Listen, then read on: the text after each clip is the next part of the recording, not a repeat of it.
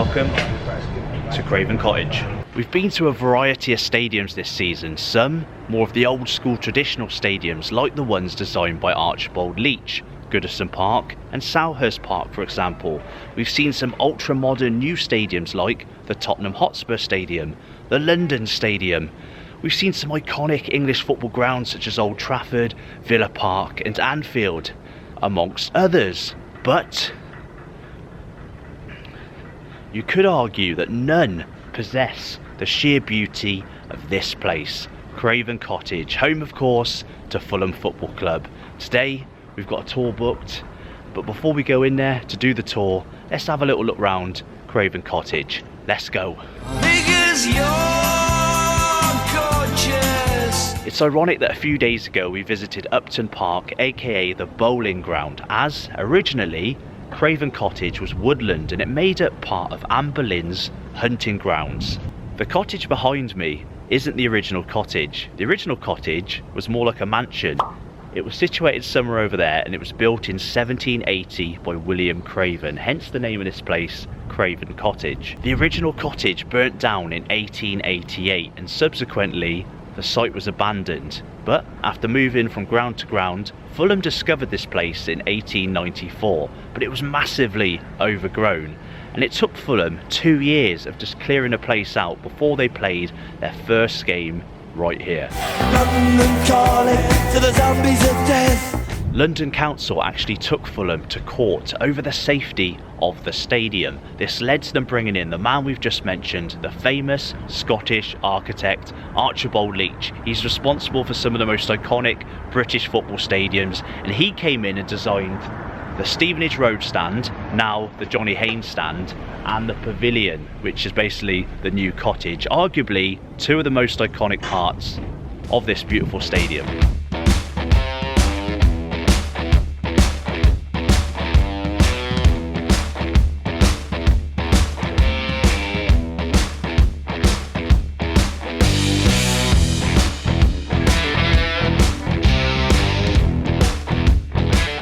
So before we go and have a little wander around the ground, did you know that Fulham almost merged with Arsenal in the early 1910s? I think it had something to do with like similar owners, or they were friends, the owners, I don't know. They wanted to create a London super club. Obviously that didn't happen. Before we go and have a little wander, over there is the reception where I guess the tour will start. Behind me over here, obviously it's not open quite yet, the Fulham Stadium store, which I think is where the tour will end. And for those that don't know, behind Craven Cottage is the River Thames, the banks of the River Thames. So I'm not sure how close we can get to the back of the stadium, but what I'm going to do, I'm going to start over here, look at some of the most, this is basically, even we talk about the old grounds getting knocked down and how devastating it is, but none of them, let's be honest, looked quite like this. This is very much a work of art, and I believe parts of the stadium are listed buildings now, they can't be touched, which is awesome. I know Fulham have spoken in the past about maybe even joining up with QPR, which the fans really didn't like in terms of sharing a new stadium, but I guess they're looking into ways to extend this stadium now. But yeah, let's just go and take a look at this beautiful stadium. Let's go.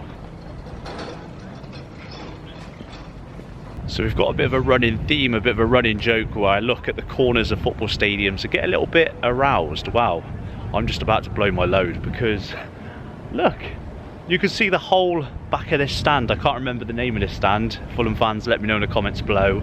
I've came down the Thames path, which is behind me over here. So obviously we've just started from over there, Stevenage Road. This path here runs all the way along the back of the stand, and obviously to the Thames, where there's a beautiful, loads of people are running. This is kind of a classy part of London. A lot of like middle-aged women, desperate housewives, keeping fit for their rich husbands. But it's such a beautiful setting. Obviously you've got the water behind me. I mean, what's this behind me over here? Is that I thought it was a hotel, but I think it's just nice apartments. I'm guessing these go for an absolute bomb.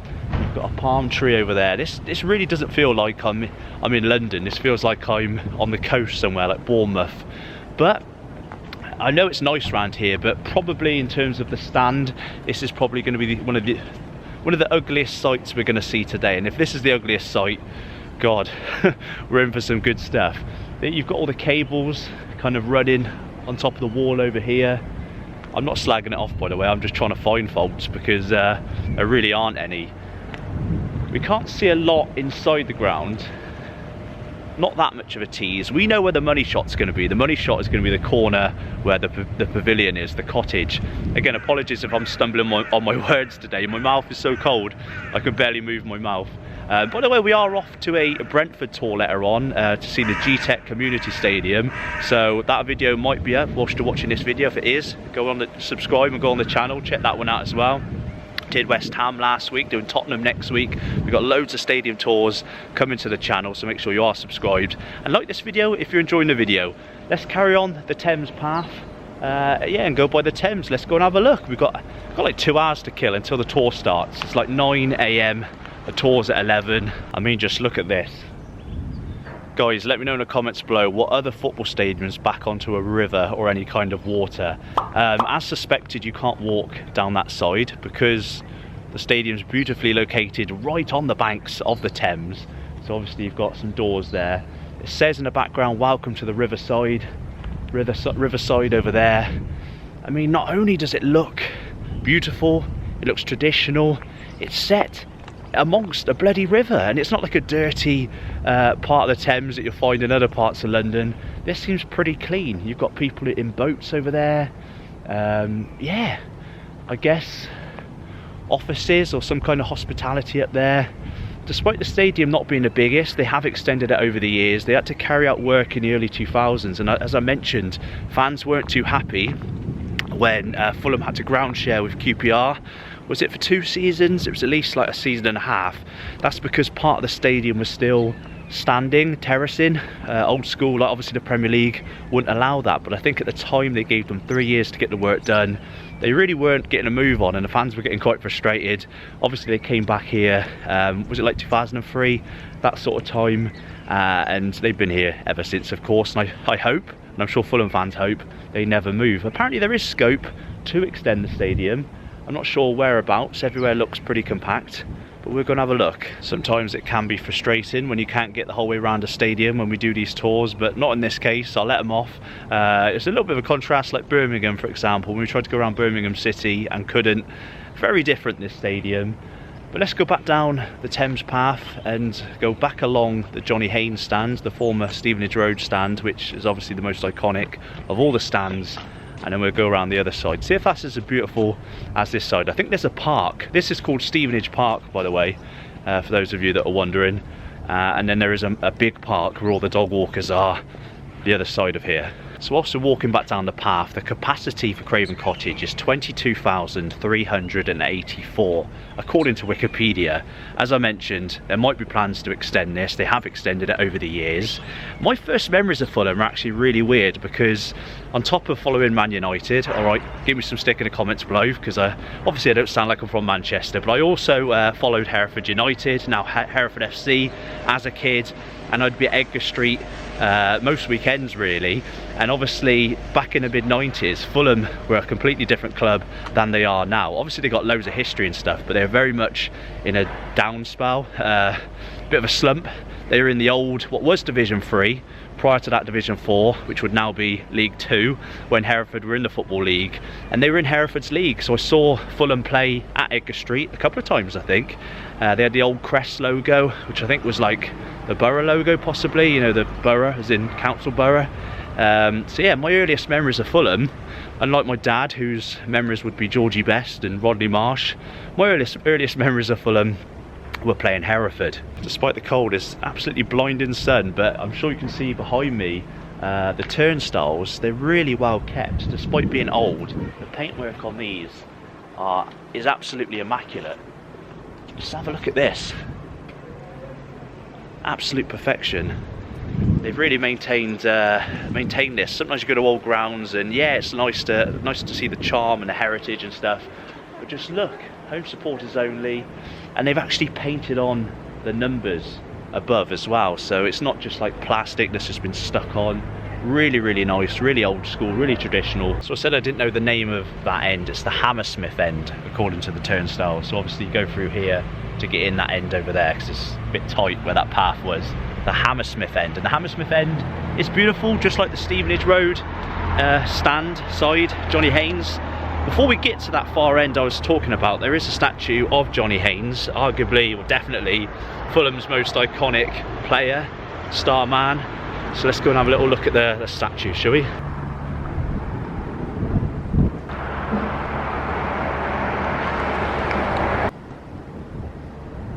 Fantastic statue, a real work of art that just adds to what is already a really impressive stadium, especially the stand. Can I just say as well that most simplified badges, I did mention it in the West Ham London Stadium tour, most simplified badges I'm really against the modernisation of all the badges. I get why they do it because they become a brand, but Fulham's FFC is quite similar to what they had back in the day, so I'll let Fulham off.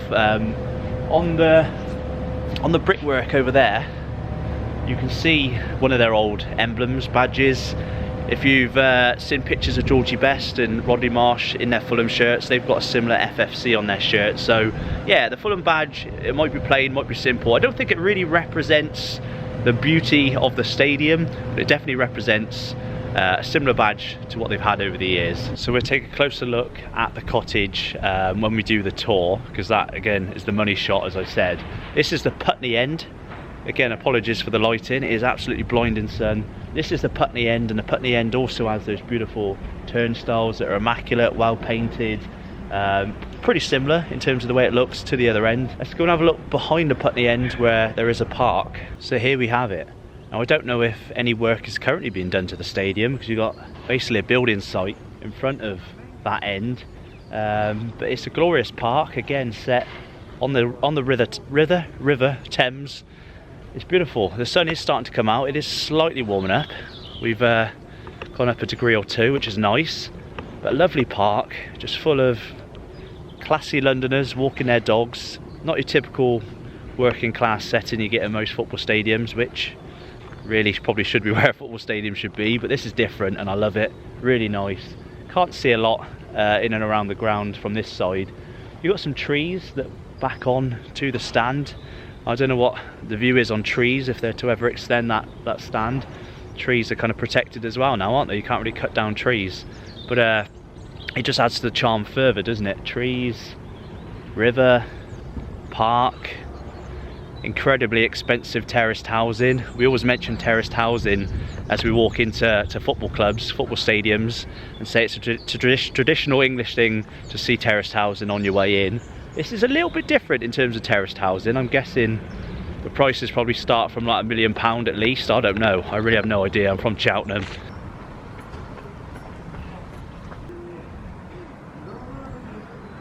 Right guys, so I've answered my own question.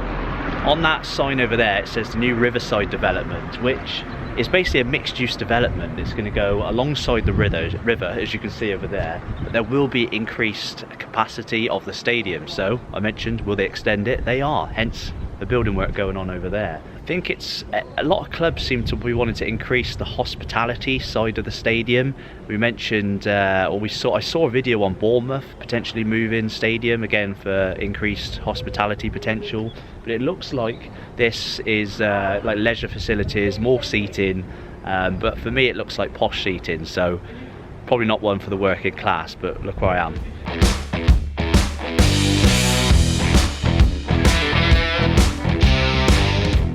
Checked in for the tour, got my lanyard. We're going to start the tour at the Johnny Haynes statue, but we've got like 15 minutes to kill. So the shop is open behind me, and every time I visit each of these 20 Premier League stadiums this season I need to buy one item from the club shop. We've just surpassed the halfway mark. This will be the 11th Premier League stadium we'll visit this season. So let's go and see what the Fulham shop has to offer, shall we? Let's go.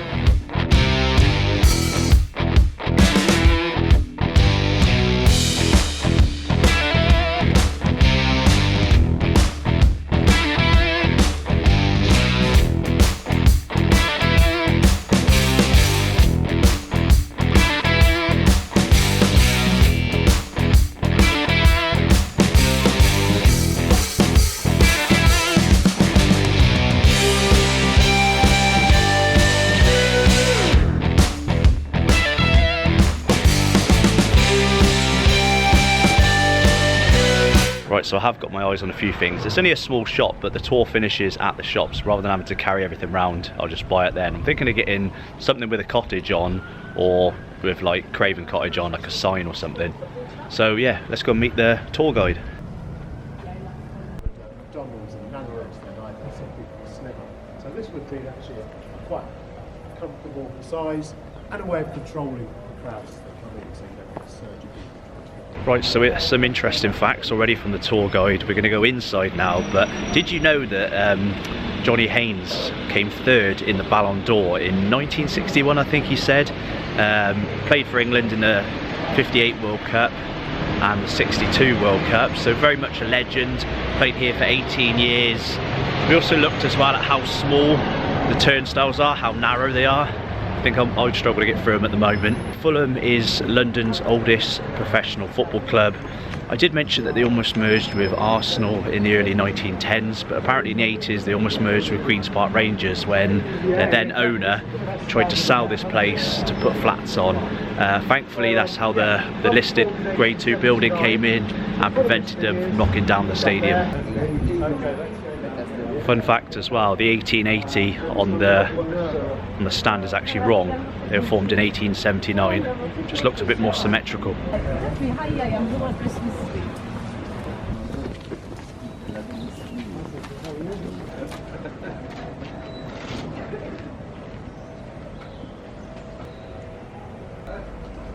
And the turnstile is manually operated. Actually, it's operated by a foot.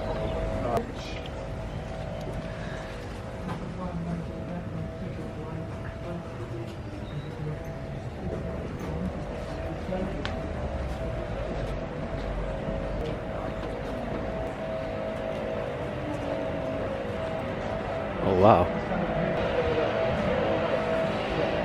Still not complete.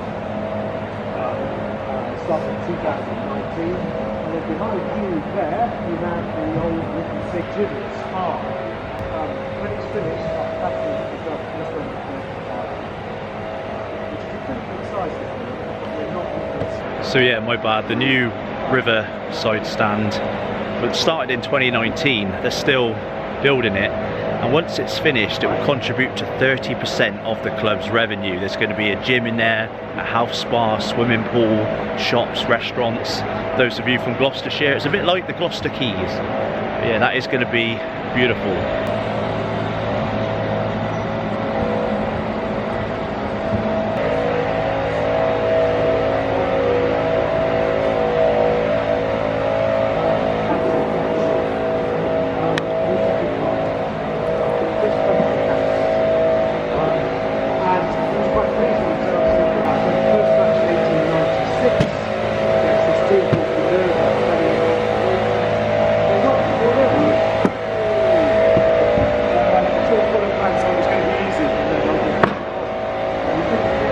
Sorry, it's a bit loud, we've got a leaf blower on. So these seats cannot be changed. Obviously we're in the Johnny Haynes stand, what was the Stevenage Road stand, and as it's a listed building, if any of these break, they have to be replaced in the same style, wooden, etc. So that is the reason why we've still got these beautiful, I say original, a lot of these are from the 60s actually. You got the armrest. So as you saw over there, slightly in front of where I was sat, you've got the ones with the armrest. Obviously the press are over there. Very luxurious.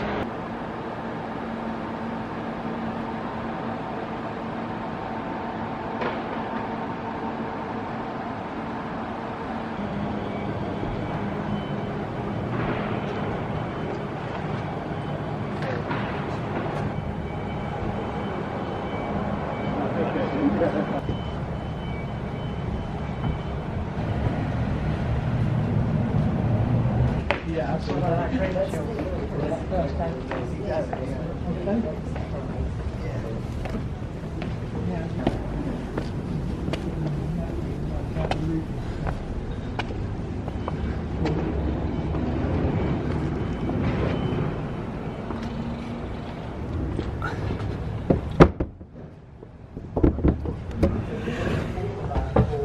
So it was like a loggia. Yes, a higher purchase. And the church ended up owning this area and it wasn't until they were tricked out of it by. So if you look here now, so this is actually a hospitality area, and it's all been nicely refurbished, and this is where you get to come if you're invited by the directors of the club. If you're not English, you may not recognise this chap, but he is iconic English footballer Bobby Moore, who was captain of England in the 60s. Fellow there. No health and safety, which is good. You see this wall is exactly this. Oh wow.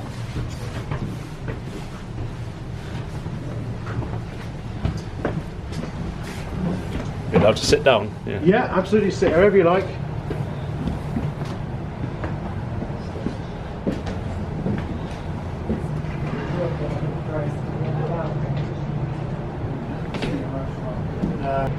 Best view at the cottage is ironically from the pavilion itself. Because this seat is known as George Craven's seat.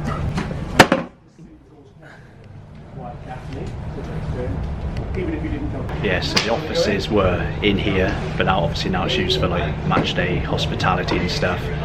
They had everything done here, the offices and stuff, but obviously at some point it was a flat as well. Someone lived here, a player actually lived here I believe in the 20s, so a lot of history right here.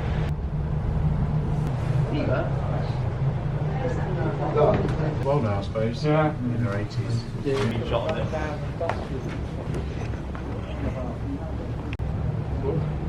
We'll go back that way, don't worry. Oh. Very busy area. Absolutely one of a kind. You're never going to get this sort of thing with any new modern stadium. Nobody would design a stadium like this, so really pleased that Fulham are keeping the heritage of the club, the traditions alive. Beautiful.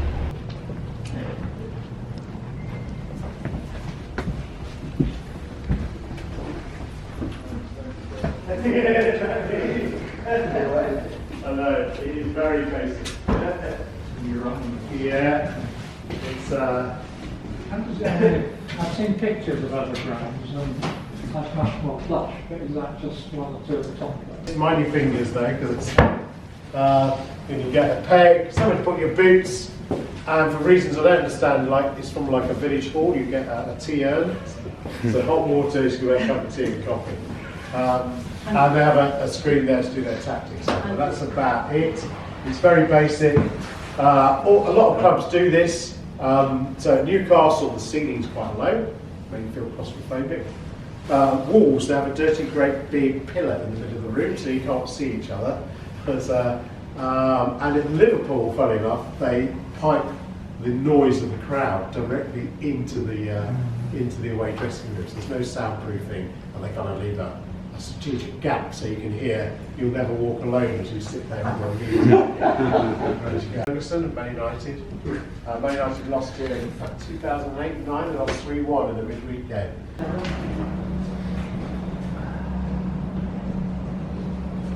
As with most away dressing rooms, quite basic. Special lighting, nice soft seats. Lots of just kind of high risk. Wouldn't be sporting. Exactly. So also you've got lots of screens, so they do. The analysts do highlights of the first half, and they do clips. So put up on these big screens up here. This one is a touchscreen TV for tactics, so you can plug your laptop in and move everything around. This is a bit more old-fashioned with the magnets. So you see, they do use this. And that red and white one in the corner is a replica of that first match in 1896. Said, would you like to come and play at Stamford Bridge? And they said, oh, no thanks, we'd rather stay. Chelsea are our big rivals if you don't. Yeah. Last match of the season, beat Luton 7-0 to win the league. And Riverside scored his 43rd goal this season, which is but he's gone down. So, yeah.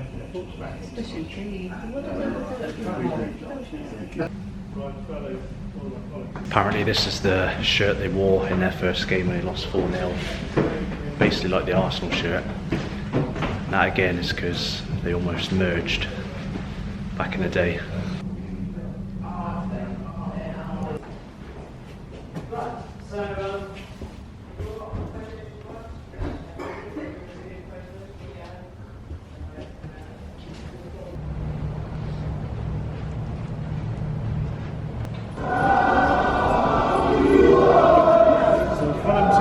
on this side. The away team line up this side. That's the referee's room in there. Again, that's a very small room. So everything's quite sort of small here. There we go.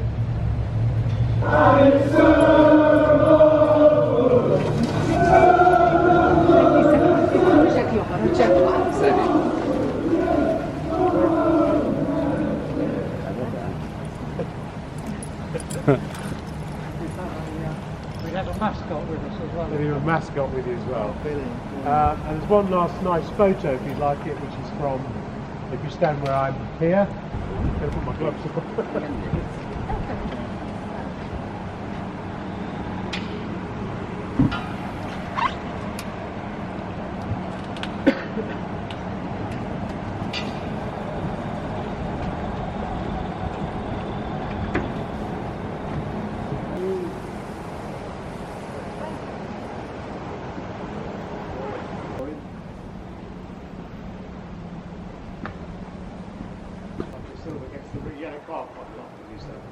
Close enough, huge. Again, it's all about being.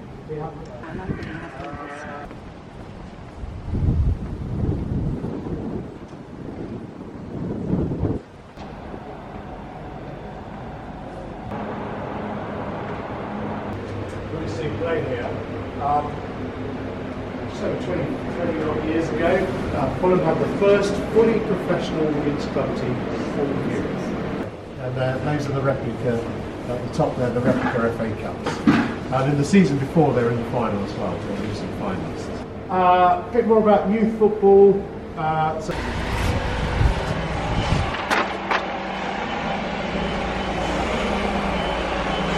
there we go then, fantastic tour. Obviously finished up in the club shop. I'll show you what I got in a moment. But I thought I'd use this opportunity to show you, obviously we've got some buses outside the ground. This is where the team buses will pull up on match day. They'll go past the Johnny Haynes statue over there and the cottage, the pavilion, whatever you want to call it. Obviously we've been in the home and away dressing rooms. They'll go through those gates over there into the home and away dressing rooms. Now, Fulham's the only club whereby when players line up to go out on the pitch, they're outside. Obviously in all the other stadiums they're in a nice warm stadium, but not here at Fulham, especially on a day like today. They're in the cold. Really interesting facts. Shout out to Philip, the tour guide. He was a great tour guide. Well, a couple of things I'm going to mention as well. Apparently Mohammed Al Fayed set up, when he took over here at Fulham, the first all-professional women's football team, women's club. He was a little bit ahead of his time at the time. Obviously women's football's boomed over the last couple of years, or few years. So I think fittingly, here at Craven Cottage is where the very first woman refereed a Premier League game. Now if I try and avoid getting run over by the bus, we're going to finish up, well, I'll finish up in my car, I'll show you what I bought, but in terms of the tour, we'll finish up here, which is definitely the money shot. I always mention I love a corner of a football stadium. I think we've reached our peak, guys. We're never going to get a corner looking as good as that. Absolutely fantastic, absolutely beautiful. I am somewhat aroused, I'm not going to lie to you. So let's get in the car and see what I got from the club shop. So here we go, weirdly with my Manchester United air freshener in the way. Apologies Fulham fans, if you have enjoyed the video guys, stick the thumbs up. I do all kinds of stadium tours. Obviously I'm visiting all 20 Premier League stadiums this season. So because I loved it so much, from the club shop I've gone for a Craven Cottage sign. And now Fulham, you've impressed me that much, because normally I buy one thing from the club shop. Apart from Burnley, I bought a hat and a dog lead for the dogs, of course, not the missus. I love that so much that I've actually got a fridge magnet as well. I probably won't be allowed to put it on the fridge. I'll put it somewhere in my man cave. So there we go. Craven Cottage was amazing. If you've enjoyed this video, head over, which side am I going to put it? Head over here to see another tour. I'm going to put on this screen in the corner the Brentford tour where I'm going next, or below that we've got my whole playlist of football ground tours. There you go, head over there and I will see you in the next video.